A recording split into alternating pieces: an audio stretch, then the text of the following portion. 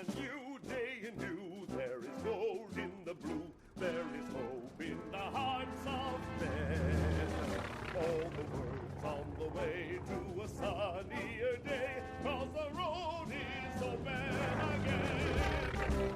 There's a note of repair, there's a song in the air. It's the music of busy men. Every cloud in the land meets a happier hand, 'cause the road is open again. Hey there, Ryan Reynolds here. It's a new year, and you know what that means. No, not the diet. Resolutions. A way for us all to try and do a little bit better than we did last year. And my resolution, unlike big wireless, is to not be a raging and raise the price of wireless on you every chance I get. Give it a try at mintmobile.com/switch. $45 upfront payment required, equivalent to $15 per month. New customers on first 3-month plan only. Taxes and fees extra. Speed slower above 40 gigabytes on unlimited. See mintmobile.com for details. Kroger Delivery has one mission: to deliver the freshest food right to your door. That's why our drivers are pros. Our trucks are refrigerated. And when it comes to low prices, we always deliver. With $20 off your first order of $75 or more, there's no better time to get in on the action. Mission accomplished. Restrictions apply. See site for details. Hey, Atlanta, Apple is open for small business. That's right. We're here to make starting and running your business simpler. With privacy and security built in on all devices, it's easy for you to protect your customers' data. And if you need hardware or software support, you'll get advice from business experts at no cost whatsoever. So you can focus more on the soup du jour and less on, the other stuff. At Apple, we're open for your small business.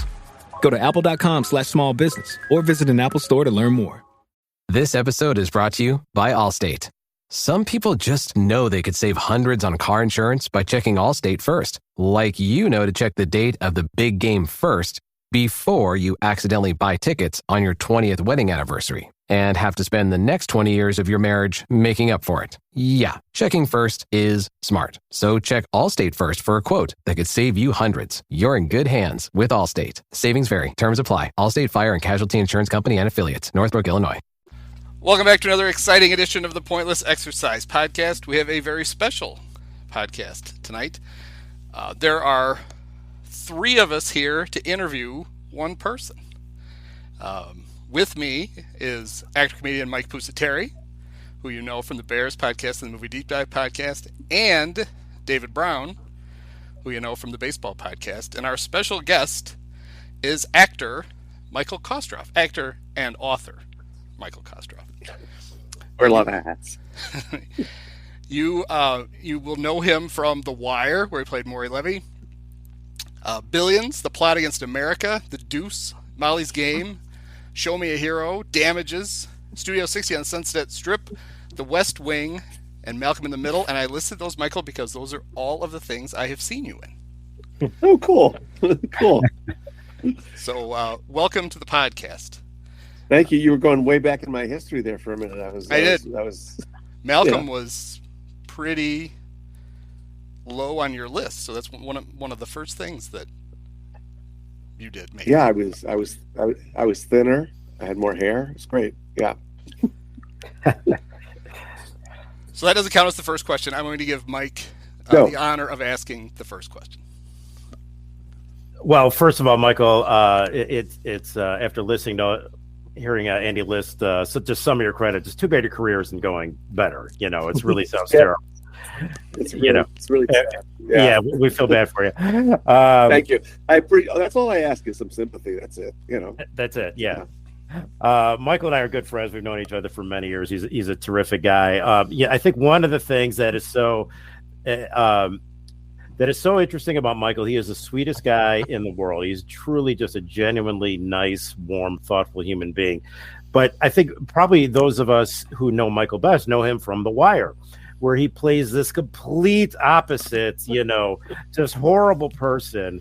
And Michael, could you just talk a little bit about that and just playing that, and also the reactions that people get when they meet you for the first time, and maybe they're expecting Levy and they're not expecting Michael Kostroff? Yeah, are we allowed to curse? Because that's going to be part of the story. Fuck yes, Good. we are. Yes. Good. It's mandatory. Yes. But I mean, what very few people, the public doesn't know is that I'm a musical theater guy. A musical comedy. Like I thought I was just going to be like the funny character man and do musical theater all my life. So the way my career has gone is a huge surprise to me. But like most actors, I love stepping into a completely different role, and playing Maury Levy was a great challenge, a lot of fun, a great role, a really great role. But fans come up to me with like a big smile and they go, "I fucking hate your guts." And that's the compliments I get, which I take as a compliment because that means I did my job. But they're like, "You're an asshole. You're such an asshole." And they're saying it as a compliment. So yeah, it's fun, but not what I expected at all. So, Michael, were you worried when season 2 of The Wire came around and they were all of a sudden it was focusing on stevedores? Did you think, I'm going to have to go down to the docks and learn how to tie knots? Yeah, well, I mean, keep in mind, we never knew where the show was going, right? And I was as surprised as anybody when we start season 2 and go, wait a minute, and you double check, is this The Wire?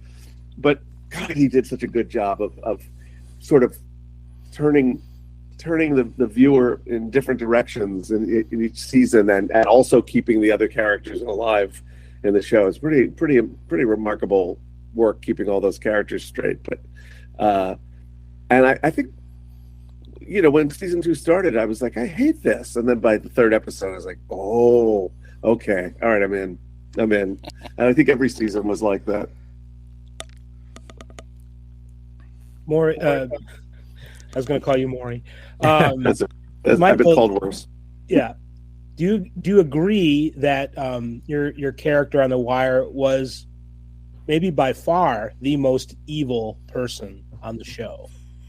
It's a good question, David, because one of the things I love about The Wire. Did I interrupt you? Sorry. No, I was about to ramble on, and sometimes I do that when I ask questions, and it's good that you were getting right to it because I didn't mean to jump on you. No, you didn't. One of the things I love about The Wire, and by the way, anybody listening who hasn't seen it should. It's a great show, but we see the positive and negative of almost every character. You've got like the toughest shooter in the gang makes sure that somebody's taking care of his tropical fish before he goes out of town to kill somebody because he really loves these fish. So it's very interesting to see. You've got like the hero cop who's also a lousy parent and an alcoholic. You never saw the good side of Levy, and I do believe he's one of the most evil characters because he is, he's a parasite. He's living off he's making himself rich off of the drugs that are destroying the city, So yeah, he's pretty bad. And kind of, and on that note, did you because he was kind of so one-sided, and I think I've read where you've talked about in the past where we see other facets of the characters, but we don't really see other sides of him. Did you make up a backstory, or is there a backstory that exists that David Simon put together to explain his motivations, or at least give us a clue of why he comes from the place that he comes from? That's like 6 questions. Let me see if I can. Well, let me put it this way. Attorneys admire the character because the job of an attorney is to win, period. So they're like, no, you were doing the job that an attorney is supposed to do, which is defending your clients when they get in trouble. So that's the job.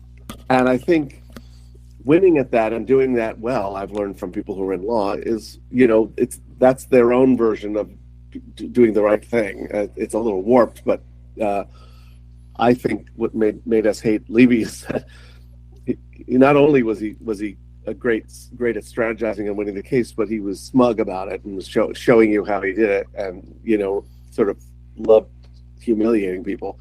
But there was an interesting little thing that I picked up on in the script of the first episode that made him even more complex and more hateable. He says a line to D'Angelo when he comes and grabs him out of the interrogation room, and he says, "How many times do I have to tell you people the same thing?" Now, as somebody who grew up around black people, I know what "you people" means. So I thought it was this was a choice I made. I thought it was very interesting that he's taking their money and has complete disdain for black people. He's totally a racist and is getting rich off of it, because that made it really like he's a horrible person. Yeah. I don't know if any of that answered any of your question, but I hope it came close to hitting on. The David Simon's writing is so good, and it's got so many layers to it that you could just keep looking at it and finding new things. That definitely helped to answer the question, I think, about where he's coming from. That's a good point that I didn't remember. And the racism part of it is essential, I think, probably to his character. So that's great. Yeah, but I mean, I think he sleeps well at night just because he wins. You know. Mm-hmm. Yeah, that's his job, right? That's his job. Yeah. Yeah. Thinking about The Wire and Andy had read off some of your credits. We should also say you're on this week's episode of NCIS. Oh yes. You've playing had a nice person. A nice person. Way out of character. Sometimes I get to play a nice person.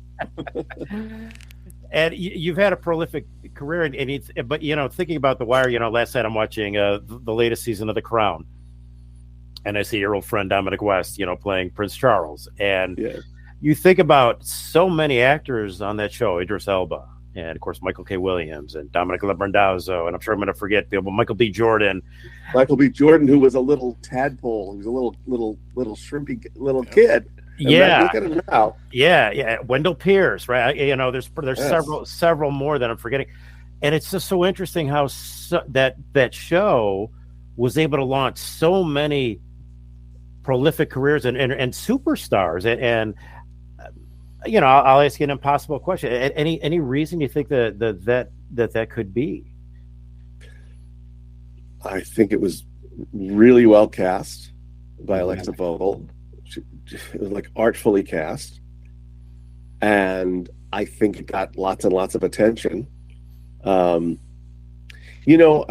always, and again, there's another thing that I love about it is here was all this mostly black talent and mostly people you never heard of doing astoundingly good work. And I think it was kind of like, write the parts. The talent is out there, and I think that was. I think it revved people up in terms of that kind of casting and and writing those kinds of stories, but also they're incredible actors. Incredible. Yeah. One of my great frustrations is people say to me, "Oh, those guys were just off the streets, right?" I'm like, "No, they came from Juilliard and Yale and Carnegie Mellon, and they're trained actors. Proposition Joe is an acting teacher. He trained all the kids. So." Yeah, but I think the easiest answer to your question is just it was so prominent, everybody saw it, and I think that was a great showcase for all of us.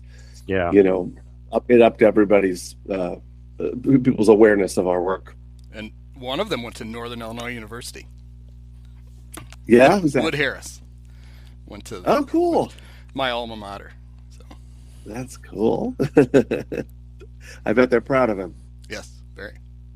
And his brother Steve, who's been in lots of stuff, played football and studied theater at Northern. So Steve Harris, the busy Steve Harris, is Wood Harris. The other brothers.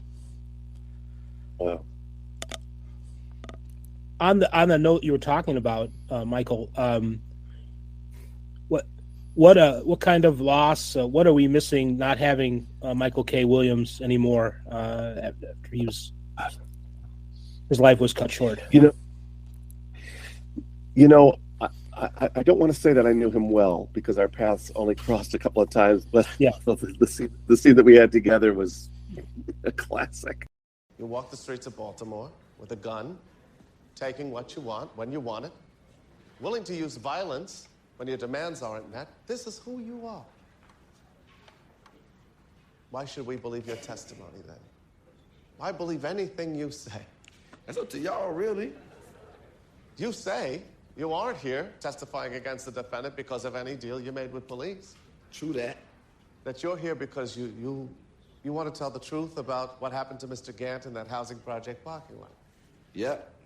When in fact you are exactly the kind of person who would, if you felt you needed to, shoot a man down on a housing project parking lot and then lie to the police about it, would you not?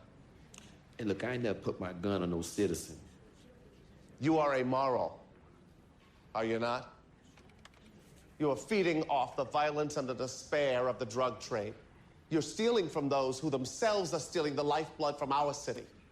You are a parasite who leeches off just like you, the culture of drugs. Excuse me? What? I got the shotgun. You got the briefcase. It's on the game, though, right? Legendary. But he was one of the kindest men. I mean, you know, again, people are so different from their characters. That we were a bunch of goofballs, and people were very funny. I mean, just a little sidebar: Chad Coleman, who played Cuddy, is one of the funniest men in the universe. He's just an idiot, and we always make each other laugh. And he's so serious on the show. But you know, Michael K. Williams, who was a very tough guy on the show, was just a soft, sweet soul. You know, he once told me, he said, "Yeah, when the show started to take off, I went and got a big place." And he said, "I moved back home. I missed my mom." I was glad he had the success that he did, but it's an enormous loss. The guy was just super talented and super kind. You know, shame. Yeah. Well, you've had the pleasure of working with a lot of great actors. We just talked about so many of them on The Wire, but there's so many more. Do you mind? Would it embarrass you? I love a story that you tell when you work with De Niro on Wizard of Lies, and can you? I think folks would like to hear that, because I think it's all right. I'm just gonna wind you up and let you go, Michael. Go for it. Yeah, no, okay. It's just I've worked with a lot of big stars, and I have gotten very good at sort of not getting freaked out, not getting nervous. And I went in there were two different TV movies about Bernie Madoff, and I was busy, and I auditioned, and I didn't know. They said, "Oh, great, you got it." I said, "Oh, great, I could be Richard Dreyfuss's brother." They said, "It's not Dreyfuss, it's De Niro," and all the blood drained from me, and I was, going to be playing De Niro's brother, and I don't know why you pimped me out to tell this story, because it was depressing, but I had a... well, that's why, because it's depressing. Yeah. I had a very serious internal meltdown of faith and confidence on that day, and I was really, on the first day, and I couldn't stop myself. I was really like I'm a fraud. They're going to find out. I can't act. Why am I here? They made a mistake. De Niro's going to yell at me and say, "What are you doing?" And I really was like, I was in a very, very, very bad place, and it was kind of crazy. But I have learned over the years that sometimes, if you can't shake what you're feeling, then you have to bring that to the screen, And so I really I allowed that to sort of come out in the scenes. And it looked like good acting. It was just, I couldn't hide what was going on with me. And it was interesting, because at the premiere, this big HBO guy comes and goes, "Oh, just great work." And I was like, "Thank you very much," as if I had really prepared for it. But I was really honestly letting the camera see how freaked out I was, and how intimidated I was, and all of that. And it wasn't fun, but it was a pretty good performance. I liked it. But it was just a weird thing. Also, he's shy, so we just stood next to each other between takes. It was like, what's happening right now? Does he hate me? Well, thanks for sharing that. I mean, one of the reasons I asked you is, first of all, I think anybody who's an actor like myself can listen to that and be like, yeah, that's how I'd feel if I was working next to De Niro. But I think even the Dave and Andy and non-actors would be like, yeah, if I met De Niro, I could see how you'd feel that way. And what I love about that is just the way you overcame it, and you just allowed that what was happening in the moment to affect your performance in a way that turned out to be really, really lovely. Because one of the things people may not know about Michael's also, as you mentioned at the top, Andy, Michael's an author. Michael works with actors, and he has a book out now that we want to talk about. Do you want to talk about your book now, Michael? Because I think it's really a neat thing, not only for actors, but I think non-actors would get a kick out of it too. Well, I realized that there was no such thing as a stage actor's handbook. Now, theater has its own language, its own traditions, its own weird ways of working. We have certain phrases that we use with each other when we're working, and certain unwritten rules, like you never give a fellow actor a note, a direction. That's a hard and fast rule that people new to theater might not know. And my cat is coming to visit as we speak. He's probably going to tell you a little bit more about the book. So I wrote the Stage Actor's Handbook, and it's been getting an incredible response from our colleagues, people in the profession, students, universities, and it was named one of Playbill is like a resource for actors and for people in theater, and it was named one of their 12 must-read books for fall, and it just came out this summer. So I'm very, very pleased with it. It's filled with quotes from legendary stage performers who, when they found out what we were doing, they said, "Oh yeah, I've got stuff to say about the rules and the etiquette and the protocols," and they all wrote very interesting things that are throughout the book. But it's really neat. To me, it's just like passing along the legacy of that unique culture of being backstage. Yeah. Why did you want to be an actor in the first place, Michael? I think it's a calling. I think as soon as I knew there was such a thing, I was enchanted. I mean, I can't remember ever not wanting to be an actor. So, yeah, to me, it's just like a calling. And I always say that finding the job that you love is gold, no matter what it is. I have firmly planted in my brain the conversation that I had years ago with a Walmart greeter. She said, "I wake up every day ready to go to work. I'm excited." She said, "I found the job for me." She loves that job. And I'm like, it kind of doesn't matter as long as you love what you do. And I love being an actor. I love it. And it's not, as Mike can tell you, not an easy life. No job security. I mean, it's got a lot of ups and downs, but I love that that's my chosen profession. Does maybe tying all this in a little bit, did your crisis of confidence and your love for acting and how difficult it can be for an actor to go from job to job, did that have anything to do with I don't know if you want to call it a breakdown before your Madoff part, but when you have those little crises, does that have anything to do with the pressure of always having to hustle and find work, and you never know when the next one after that's going to be? Does that feed into those emotions? I think for me, it's more the imposter syndrome that I think most of us suffer from. I think I've heard Meryl Streep talk about this same thing. Right. She said I have to fight like a tiger not to drop out of a film the night before, and they said, "Why?" And she said, "Oh, they're going to expect me to act." Like we all have this like, who the hell am I to do this? Kind of. I think a lot of us do. I mean, the ones who don't are assholes, but most of them, I think it's more that imposter syndrome thing. I always feel like my career has so exceeded my expectations or my ideas about my own talent.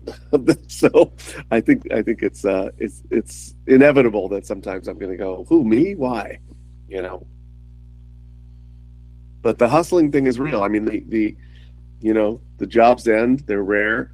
And we of course always want to do well and impress people and be liked and all of that stuff so that we're hired again.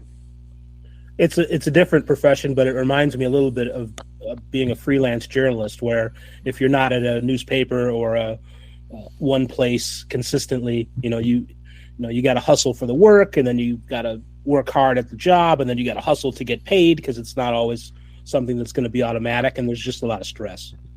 Yep. Anything in the arts, which I would include journalism as an art, is it's not for everybody. I'll just say that, but I love it. I always say you have to embrace the whole thing, not just the days when you work. You have to say, I'm signing on for this whole weird life, and that's just how it goes. Sometimes, Mike knows, sometimes we do brilliant auditions that don't result in jobs. I've coached Mike for a number of things where I was like, they're idiots if they don't hire you, and then they don't sometimes, so, yeah. One of the things you mentioned your love of musical theater, and I'm not sure how many people know, but you were on the touring company for the Producers. Yeah, and during that time, you also wrote a series. Was it for Backstage? It was Letters from Backstage. I was really just writing it for friends to take them along on my tour because it was, and it ended up being published as a book. That was my first book, Letters from Backstage, and it's like a virtual tour because I went right from the Producers to Les Mis. I did them back to back, and so it's just it's a book about being on tour with those shows, which was a great. It's taxing. You get one day off a week, and you're usually traveling on that day. But it's a really interesting life being on the road. But you do get to a point where I had to check the hotel phone to find out what city I was in. I couldn't remember, and that's when it was like, it's time to quit. That's enough. So you've been in a lot of HBO shows, like yes. The Wire, The Plot Against America, Wizard of Lies, The Deuce, Show Me a Hero. Do you get HBOMax for free? No, I didn't think so. Good question. Maybe you can write that into your next one. You can write that demand. I want the $12.99 version for free. That's all. Or at least half. Yeah. You're right. It's not asking a lot at this point.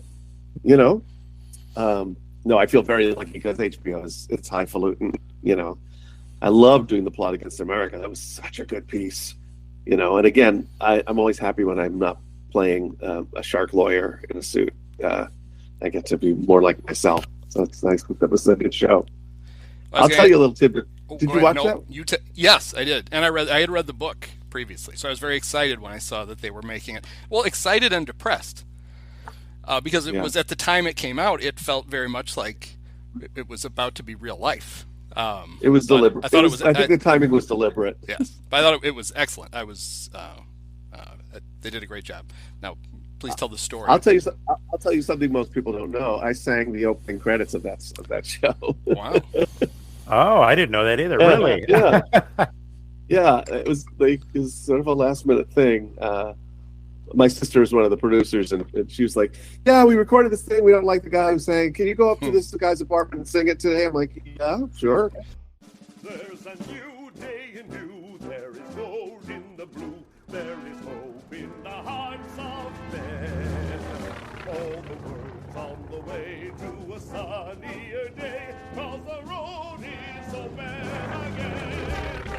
There's a note of repair. There's a song in the air. It's the music of busy men. Every plow in the land meets a happier hand, 'cause the road is open again. I didn't know they were going to actually use that, and then it was pretty cool to open the show every episode.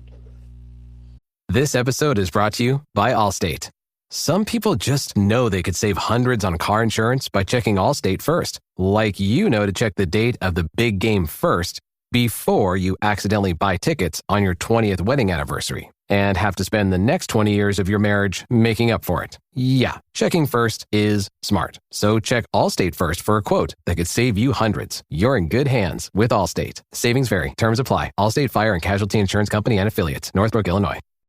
This episode is brought to you by Intuit TurboTax. Didn't file with TurboTax last year? That's in the past. Now, Taxes is getting the TurboTax app and filing your own taxes for free if you didn't file with them last year. File by February 18th. All tax forms, all 100% free. Now, this is Taxes. Intuit TurboTax. New filers and filers who didn't use TurboTax last year only must start and file your own taxes in-app by February 18th. Excludes TurboTax Live. Full terms at TurboTax.com. So now I was one of the people who watched The Wire from day one. I had caught up on The Sopranos, and I'm like, all right, what's next? What does HBO have next? And that was next. And then I had a very odd experience when they started to stream it, and you could actually see it in HD, because it wasn't originally aired in HD, and you could actually, the first season, everything happens at night, and or a lot of things happen at night, and I was like, oh my god, I can actually see what's going on, which actually lends to it. I will tell you this, I wasn't until I think season 3, because she wasn't in season 2, I don't think. I didn't know Snoop was a girl until season 3. Wow. And I'm like, and then when I watched it, it's like, see, if I could have seen it, then I would have known. So all the people who want to catch up on The Wire, see it for the first time, you will see it in all of its 1080 glory, and you'll see all the things that I missed on the first go. It's much better. I rewatched it during the pandemic when everything shut down. I was with some friends who had never seen it, and I hadn't seen it in 20 years. And one of the things I forgot is how much humor there was in the show. Yeah, there was a lot more humor than I remembered. Do you remember the guy who they send him around to get cell phone burners in all these different places, and he's got this girlfriend, and they get rounded up by the cops, and he's sitting there, and she's saying something, and he turns to the guy next to him, and he goes, "Man, I can't wait to go to jail." You got to be the stupidest motherfucker that I've ever gone out with. I can't wait to go to jail. Man, there's some really funny stuff in that show. Yeah. Both The Wire and The Sopranos, two of the funniest shows ever. Really, They're hysterical. Oh, yeah. They're just laden with humor. Yeah, but I didn't remember it that way because it's so much more drama. But I appreciate that. It's pretty good. This is actually maybe a question for both the actors. Do you have any idea when you are shooting a scene what it's going to be like when it gets on the screen? Can you picture it in your mind's eye? Are you flying blind? How do you go about that? I mean, the finished product that we see versus what you're doing when you do it. Mike, do you want to take this? Yeah, I mean, the short answer is, for me, no. You really never know because there's so many things that are going on. They're often shooting multiple angles. You really have no idea what's going to end up on the screen. Sometimes, things that you shoot that you think are great, you can't wait to see. You watch a show, oh, that didn't make it. So, it's always kind of a surprise. Also, it doesn't feel as theatrical when you're on the set because there's no music and, and the way the camera sees it is so different. The lighting and it's the cinematic quality. And we're just, moving chairs around and going, oh, okay, like I blew that line, let's do it again. And it's more like a factory. Yeah. I think it looks so much better usually when it comes out on TV. Oh, for sure. Absolutely. Yeah. Is that that complete feeling, you mentioned the music playing, and you're into musical theater. Is that why you enjoy that more? Because I don't know, it sort of feels like it's happening when it's happening, and with TV and movies, I think put together later. Well, one of the great things with TV, and this is something that I remind my students of, is that we're a much smaller part of the puzzle in TV, because so much of the work is done by the lighting, the sound effects, the cuts, the way they film it. So much of the story is told that way, and frankly, the viewer does a lot of it too. They fill in the gaps a lot. They don't realize that they're doing it, but they're projecting onto it. So it helps us remember that it's not all on our shoulders, and we can give a very simple, honest performance, and trust that it's going to come out a lot more theatrical when they put it all together. Mm-hmm. Yeah. And another difference is compared to TV versus musical theater or stand up. Which you have that immediate reaction, right, when you're in front of a live audience. And so you have a sense if they're enjoying it, if they're not enjoying it, and so forth. When we're working on TV, you shoot something, could come out a month later. If it's a movie, maybe it's a year later, who knows? So The immediate reaction is a big difference that you between the two. So, Mike, you're saying when I go to a movie and at the end I stand up and applaud, that you guys don't know that I did that? So you've seen that commercial? I think it's a Progressive commercial when they're like, they can't hear you. No, nobody from the movie's here. That's true, Andy. So that's true. I was just talking to somebody about those commercials. They're so funny. Sure, yeah. I find myself saying that to my wife. I'm like he doesn't need to know your whole life story, Annie. We're just buying groceries. So, Michael, you talked about how different it is when you're shooting for TV or movie.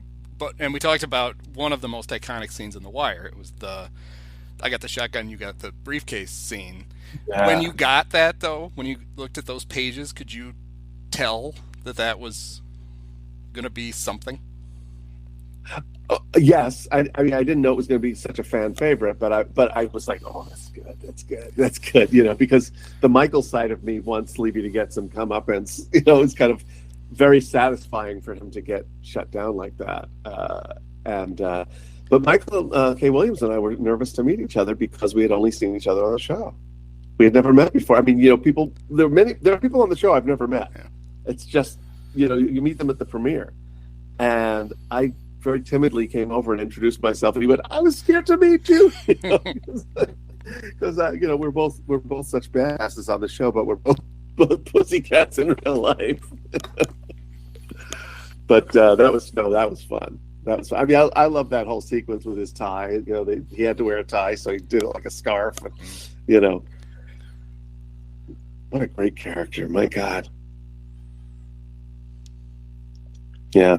One of the things that I liked about doing a little research on you being an acting teacher and a coach was that I think you said that you'd never taken a college class. Like you didn't go to college. Is that right? That's true.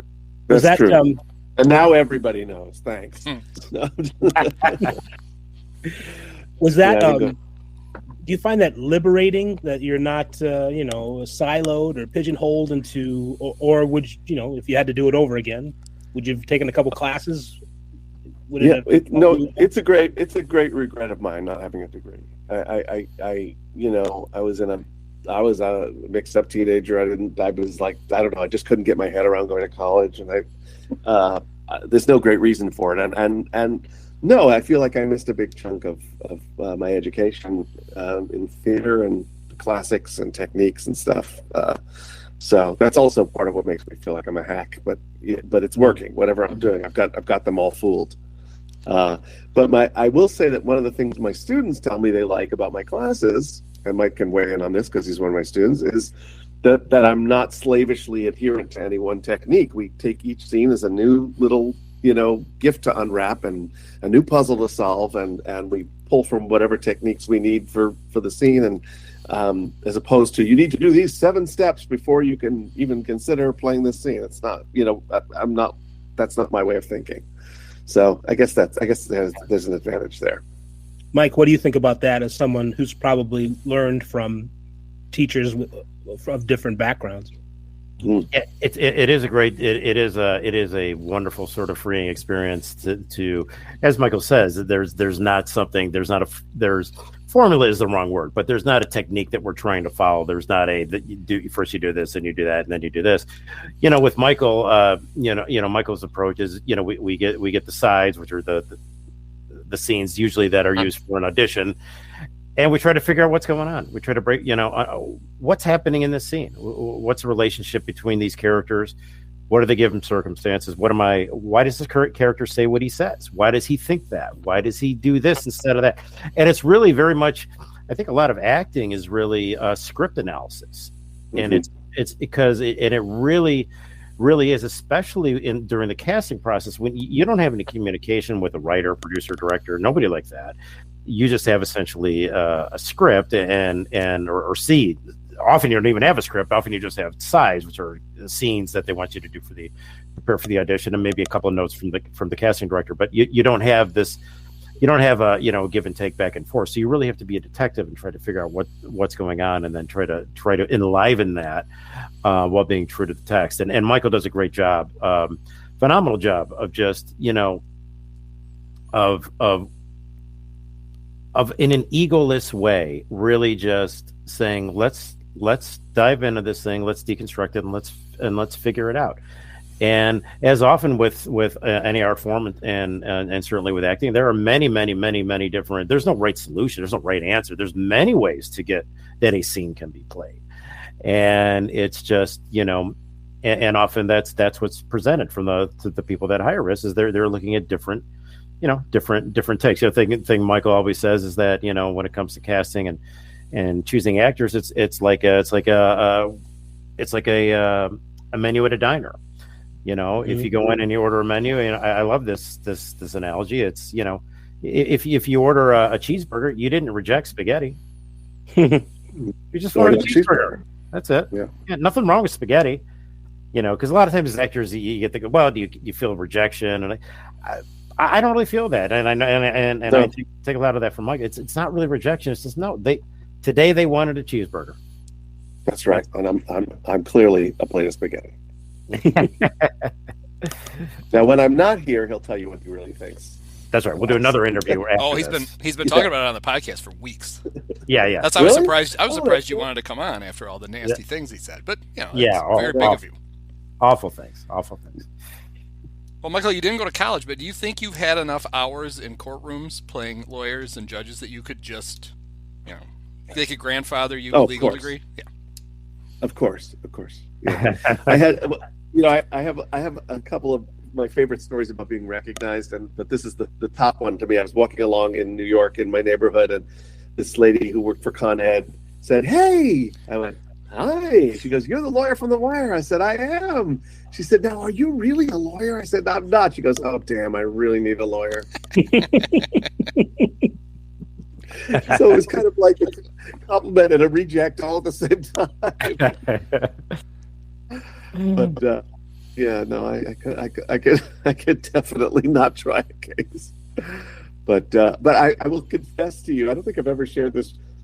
I had a friend who had to go to court, and so I just dressed up in a suit and tie and brought a briefcase and just sat there. It's a decoy.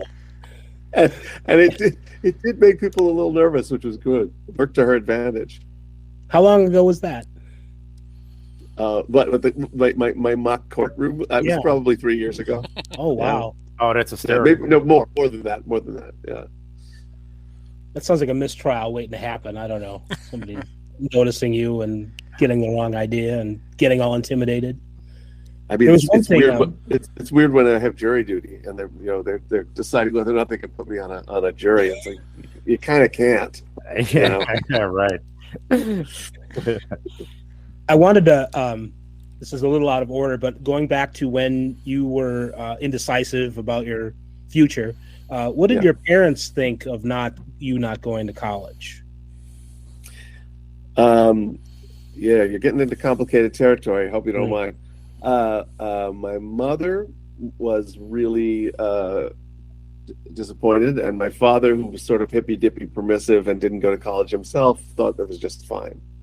So, I somewhere along the line, I missed the day when everybody learned how to apply for college, and I turned around and everybody had done it, and I was like, I think it's probably because I was living with my father who didn't go. He didn't say, "Now, gotta get those applications," and I was like, I don't know.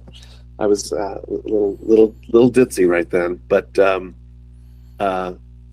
I don't know. I have a fantasy of going back someday. I just don't know how I would do that with my career, but it'd be kind of cool.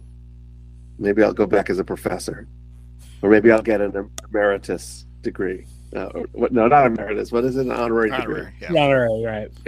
Yeah. You mentioned before that you don't know anything about sports, or you don't something along those lines. And we're all big sports fans. I work in sports, and Andy does too. What do you do to fill that the hobby part of your life? If you do, you're very busy working, and you're very busy teaching.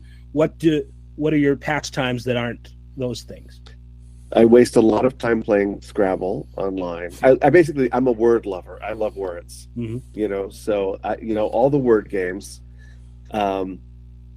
I have some friends, and we are addicted to a game called Quiplash, which is a Jackbox game where it goes on your TV and you play on your phone. It's hilarious, but yeah, nothing terribly exciting. It's all the word stuff is what I like, and trying not to watch the news is one of my hobbies as well. We all learned Steve Martin's opener word on Wordle the other day. Because the Wordle was snarl, and he showed that he had gotten. Oh, it was today, yeah. He showed that he had gotten the first 4 letters, and he hadn't got the last one. So clearly, snark is Steve Martin's starter word. So that was. Oh, that's cool. I pick a different one every day. Mine's beans. Beans. Well, it's a good choice. You got some vowels in there, so it's pretty good. My wife and I compete to see who can finish it first. It's fun. So yeah, I'm a little dull, David. I don't know why I'm not a sports fan. The few times when I've gone to a live game, I've really, really enjoyed it. Right. But I'm like, now which one is like, I don't know what's going on. I have to ask my friend to explain it to me. But it's exciting and fun to be there, But with apologies, I'm really sports ignorant. It's just not my thing. So where did you grow up? New York City.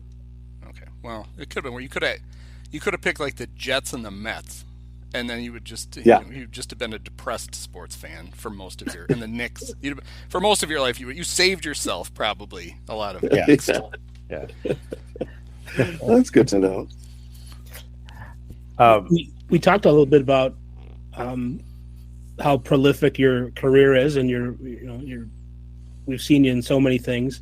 I think you did a pilot that didn't get aired once. Maybe it was more than once, but what are we missing from that it didn't? Could that have been something really cool that they just? Well, how did you know about that? I think it's just. I don't know, internet. I saw it somewhere. I saw it in some bio somewhere. Wow. So the Google machine. Man, so Taylor McGregor has nothing on you, Dave, when it comes to Googling. I mean, that's amazing because things get lost all the time. I mean, those things never saw the light of day. I was actually the lead in a series that just never happened. The writers were they were from some famous TV show, and it was called Dan's Detour, and we did a couple episodes of it. Never aired, so I don't know how you would know about that. I've been cut out of things. I was mercifully cut out of Hudson Hawk, which was one of my first job. I was actually in the first episode of Will and Grace, and cut out of that. And what else? I'm trying. There must have been lots of other things that never saw the light of day, but of course there were also some like really low budget independent films that just came and went. So, but gosh, I don't think you're missing anything. Okay. Just wondering maybe like how life would have been different in an alternate universe where this pilot became a hit, and Yeah, well, it would have been different. Yeah, it would have definitely been different. I would be a series lead, which that would have been cool. But I really think working at all in this profession is a miracle. I can't complain about having close to 100 credits on IMDb. It's all more than I expected, and so I want more. But I don't know. I don't get bummed out about that stuff. It's like it comes and goes. Easy come, easy go. In addition to being an actor and a teacher and a writer, you're also a director. And you've directed Laughter on the 23rd Floor, and I also know you directed a play this summer. Yes. Do you want to talk about that, and how do you feel about directing versus acting in some of your other pursuits? I think I've decided that directing for me is not an ambition. It's more of a fun thing. I love directing. I love working with actors. It's an immense pleasure and a lot of laughs. And at least when I do it, but I'm not trying to build a career doing it. I just if I get asked, I try to make it happen. But I got to direct a show called Something Rotten over the summer, and it was really funny and fun in Greenville, South Carolina. Yeah, I mean, I want to do more of it, but not as a. You won't see my name on a Broadway marquee as director. That's not where I'm going. I like acting too much. There's something really great about being the hired gun. I don't have to figure shit out. I'm like, give me my clothes, tell me what to say. I'm good. Just, and when's lunch? That's what's important. Right. Is there a part or maybe a musical that you'd like to do that you haven't had a chance to yet? I actually knocked a few of those off my list in the last couple of years, which was pretty cool. Some of my dream roles. No, I think, I've done so many musicals that what I really would love is to do more non-musicals, more dramas on stage, that kind of thing. I don't think I have a specific role that I can think of. No. Yeah. I mean, for me, what I have really appreciated and enjoyed is the variety. Like, for me to go from the crazy, funny producers to The Wire I just feel like a lucky motherfucker, because they're so different, and I get to keep surprising people. The TV show I did after The Wire was a Disney series, Sunny with a Chance, which was just silliness. So I like to keep people guessing, and I like to surprise people, and I love the variety of my career. It's pretty cool. Have you do you stay friends with a lot of people that you work with? No.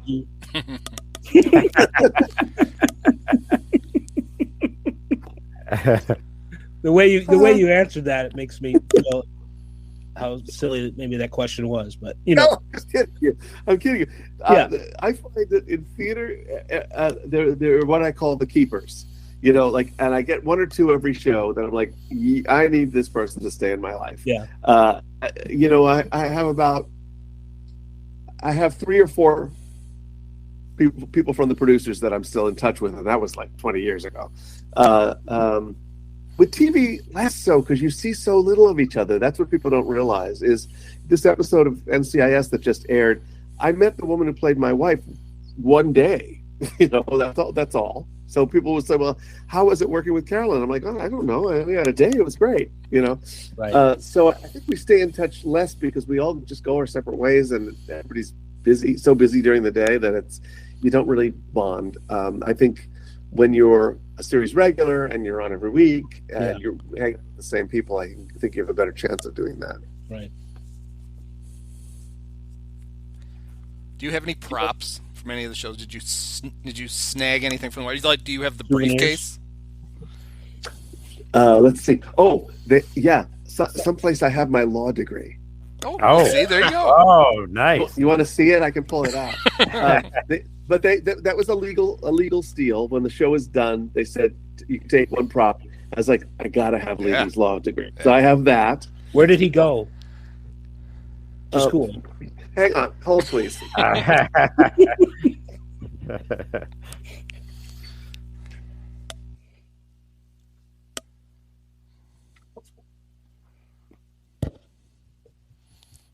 See, it must be a big house. Have you stolen stuff, Mike? It's not hanging on my wall, so I had to. I never have, no. Because I thought that would be a little too cheeky. I love this. He's pulling it out. This is great. Oh, it's framed. He went to the United States Department of Justice, Bureau of Narcotics and Dangerous Drugs Law Enforcement Seminar. This is I don't know where the diploma is. This is something else. Okay. This is to certify that Maury Levy participated in a course in narcotics and dangerous drugs law enforcement presented by the Bureau of Narcotics and Dangerous Drugs at Baltimore, Maryland, the 29th day of January, 1971.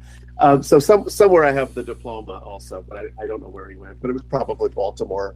Right. He participated all right, boy, did he? Yes. He so I have that. Actually, when I went for my fitting for NCIS, and we were looking at a bunch of different costumes, I was like, those plaid pants are really cool. We tried them on, and it didn't end up being my costume. And on the last day, I went back to my dressing room, and the wardrobe had left me those pants. They gave me the plaid pants. It's like one of my favorite things now. But, someplace I forgot all this shit until you asked me this question. Someplace I have Bernie Madoff checks. Oh, nice. Yes.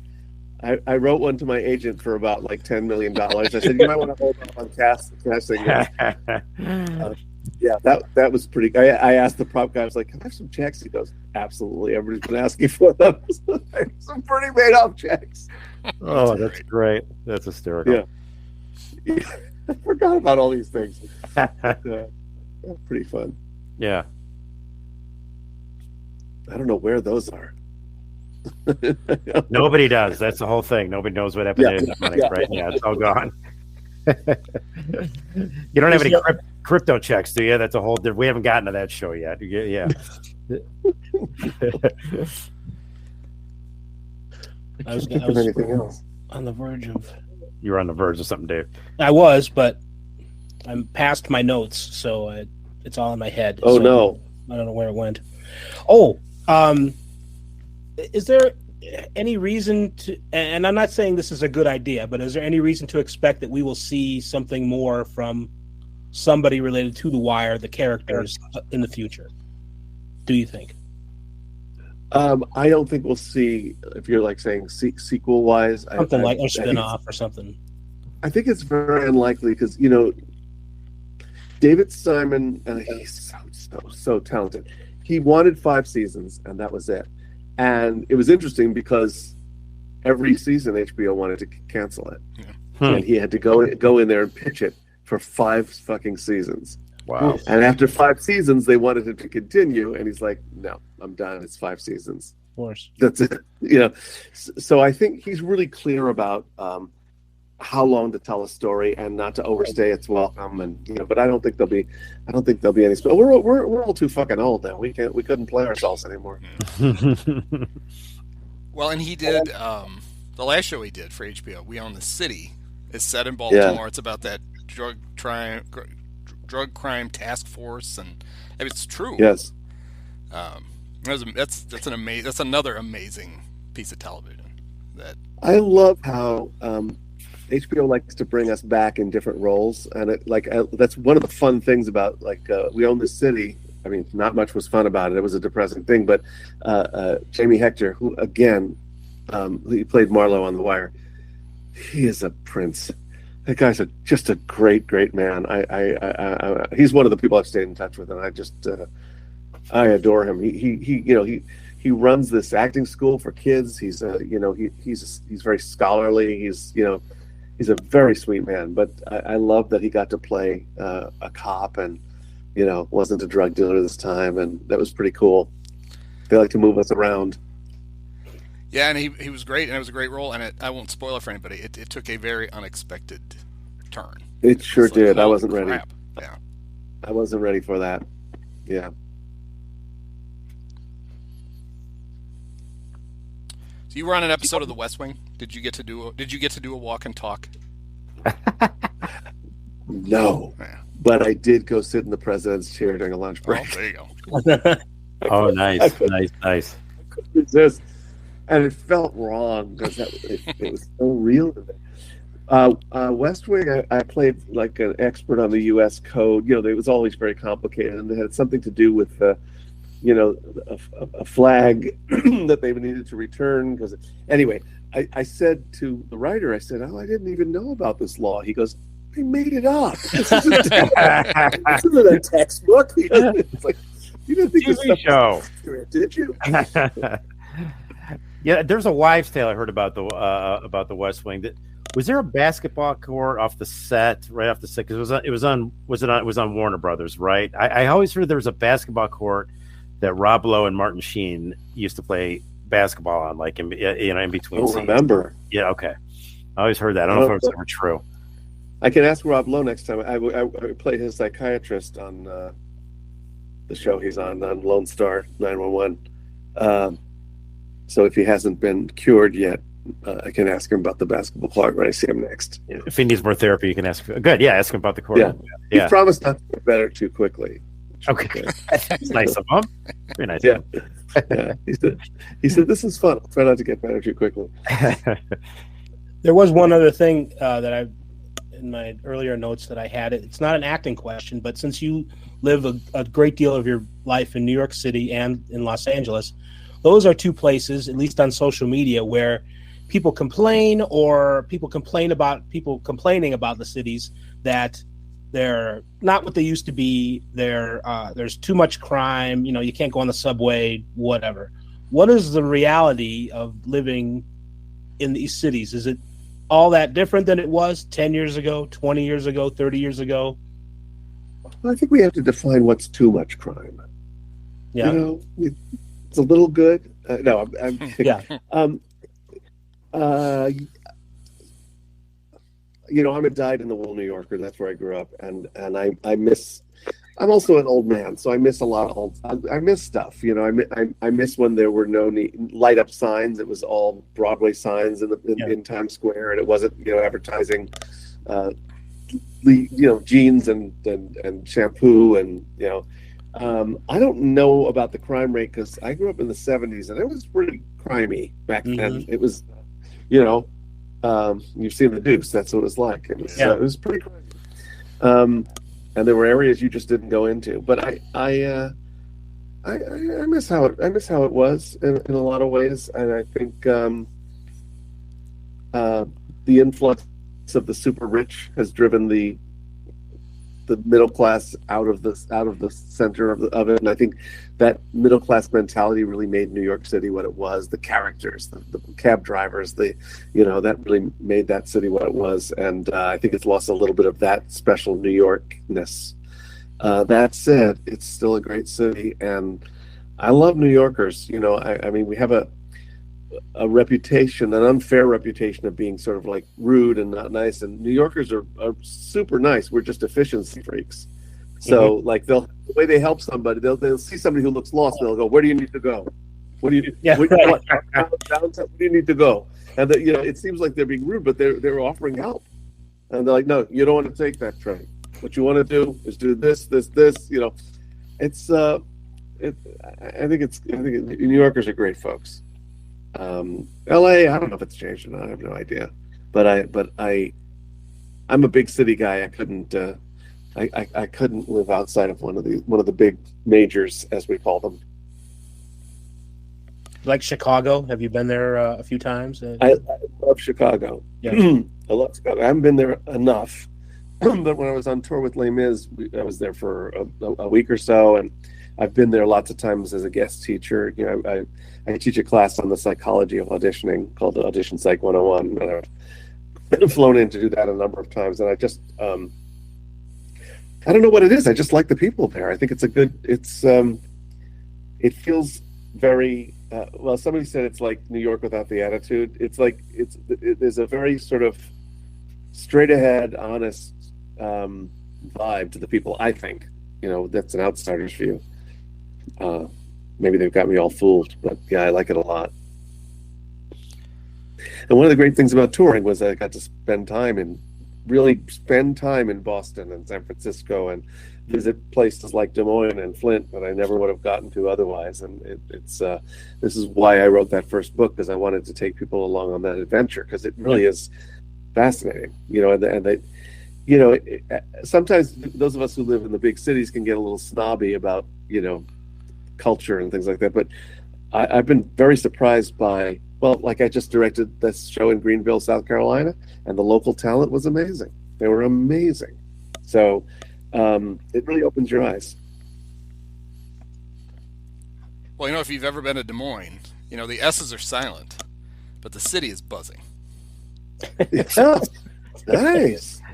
I don't think Michael understands your Pat Hughes references. That's a live read that gets read on Cubs radio broadcasts about 11 times a game. Oh, okay. We hear all about Des Moines. Yes. Des Moines, it turns out, is a theater-loving town. I didn't know, but when we were there, we sold out. They loved the show, and it's like really, really cool to see people who love the arts. I feel like I'm keeping keeping you from your sports talk at this point.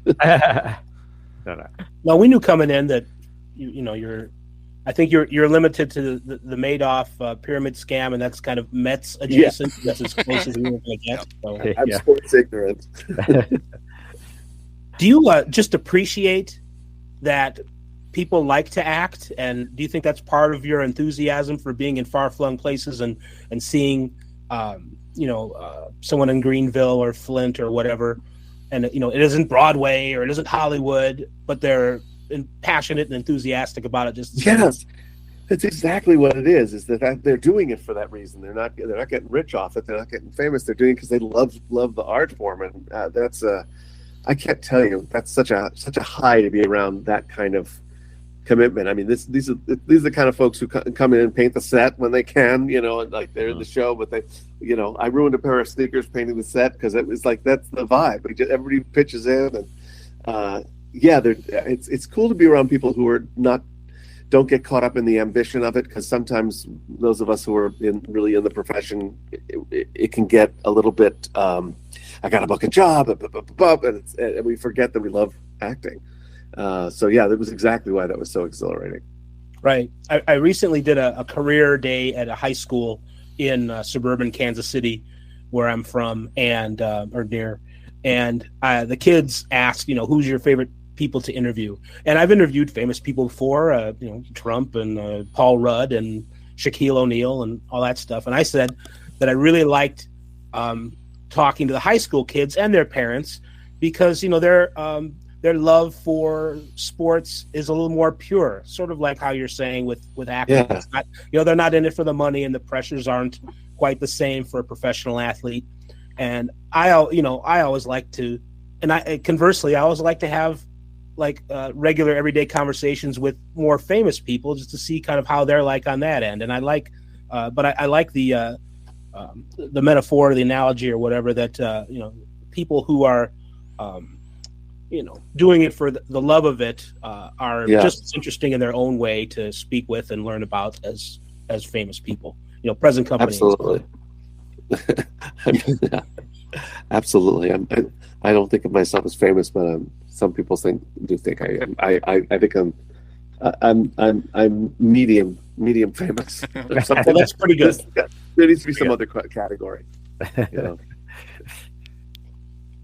What do you have? I don't know if I'm pushing this to the end, but what do you have coming up? What are you going to be in? We just saw NCIS. I was watching it today. Mike alerted me that you were on there. And what's coming up next? I actually like this question because I like for people to know I'm unemployed and I don't know what's coming next. Wow. That's the norm in our life, in the actor life. It's the norm. What's weird is I've come to really embrace that, because it's exciting, because I don't know what's next, and I've gotten to a point in my career where I know something will come along, but I have no idea. I mean, I'm auditioning. My agents send me stuff or offers, and not offers, but we send me out for things, and we just put it out there and see who bites. But meanwhile I teach, I coach, I'm doing a lot of stuff in connection with the book promotion and things like that. But other than that, it's a desert, my friend. The Stage Actor's Handbook, available on Amazon, but also bookstores, right? You would encourage people to get it local bookstores if they can, or wherever they can get it. I'll give it to you straight. We like when people go into bookstores, because then they have to order it and then it ends up on their shelves. So that if you want to do us a solid, that's always great. But it's on Barnes and Noble. It's on Amazon. If you're in New York, it's at the Drama Bookshop, and we just found out it's at the Royal Court Theatre bookstore in London. Oh, very nice! Wow. It's really fancy stuff going on. How about, do you know, is it here in LA and in Chicago? Yes. Off the top of your head? In LA, it's at Skylight Books and Bookstore. Okay. And there's a new store in Chicago. We haven't heard back from them yet, but it's called The Understudy, and it's a theater bookshop. So they're not open yet, they're still under construction, but we expect the book will be there when they open. Oh, good. That's good. That's how you know you have a good quality book, that it's being sold in a store somewhere and not virtually only. Yes, I mean, and in England, I mean, that's fancy. Wow. Yeah. British actors. I mean, that's talk about intimidating. That's a big deal. So we English, had a couple of British. In the British version, did you have to spell words instead of ERRE and add U's to weird spots in regular words? Fuck that! I don't read it in America. Exactly. But two very famous English actors did contribute to our book, so that's pretty cool. Young up and comer named Patrick Stewart had a couple of things to say. Actually, Alfred Molina is English too. He contributed to it. So yeah, we're fancy. Fancy. Patrick Stewart and Alfred Molina. That's awesome. I don't know them. We reached out to we reached out through their agents, and we said, "This is the book we're writing." And they went, "Oh, absolutely! Patrick has something he wanted to say." Wow. And so they contributed their thoughts on this whole process of being a stage actor. Pretty cool. Very cool. Well, that's got to make you feel good, like you're doing almost a public service. Yes, or at least for actors. Yes, it is exactly that. It's exactly that. Yeah, we were pretty amazed by the people who contributed. Now it has to be good. My God, Patrick Stewart. Yeah, right. I better not fuck it up.